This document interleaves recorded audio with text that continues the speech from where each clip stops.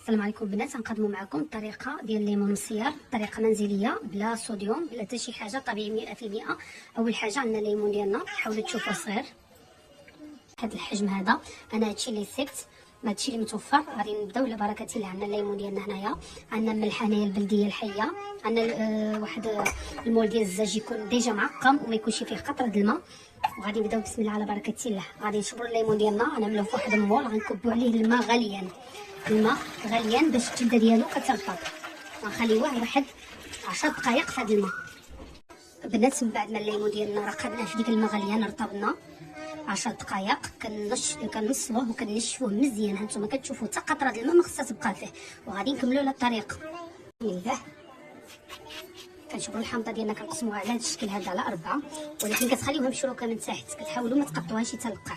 كنشبروا الملحه الحيه ديالنا، الملحه البلديه الغليظه، كنعمروها من داخل بهذه الطريقه. كنعمروها كنتسكيوها هيدا، تعمرت بالملحه. ديجا عندي عمرها، نتوما اللي شفتوا. وياك ديك الماء ديالها كتبقاو تسكي عليها، كتطلق الماء ديالها. ديك الماء ديالها هبطنا هنا، ما غاديش نضيعوه. غنشبروا هذا قاع الزيت ديالنا اللي عندنا، اللي ديجا غسلناها وعقمناها في الماء غليان وشويه د الخل، وفي نفس الوقت يعني شفناها مزيان، ما بقى فيها حتى قطره د الماء. غادي نحطوا الحامض ديالنا في القاع وغنبقاو نضغطوا عليه. غنكملوا بهذه الطريقه.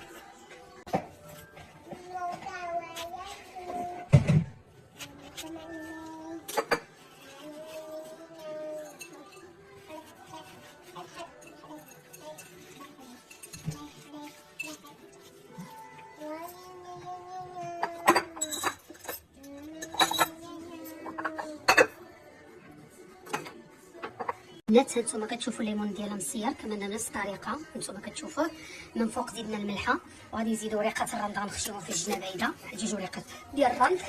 كاين اللي كيعمل فيه الزيت، انا ما كنعملش فيه الزيت، كنخليه يطيب في ديك المليحه ديالو باش كيجي معسل. كل واحد والطريقه ديالو. انا هذه هي الطريقه ديالي. وكنعمل من بعد ملي كنسالي كنعمل شويه السلوفان للوجه باش ما كيدخلش مع الهواء. كنعملوا له ليمون، كنعملوا له عفوا السلوفان، كنعملوا له الغطاء ديالو، كنضغطوا عليه.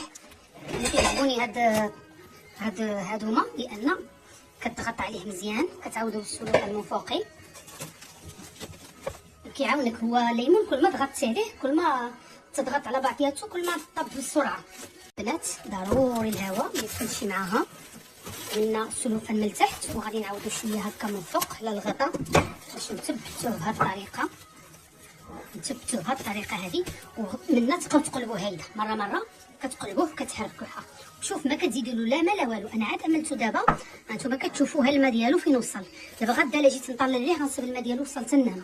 هذا غير الماء ديال الحامض، نهار على نهار الماء كيتزاد، هي في ديك الماء وديك مليحه كيطيب. هذا الشكل ديالو كيش كيجي وبالصحه والراحه. انا ديجا عندي واحد 2 حبات شاطولي من المره اللي فاتت، كنت ديجا عملتو ما شاركتوش معكم. غنوريكم كيفاش كيجي الشكل ديالو.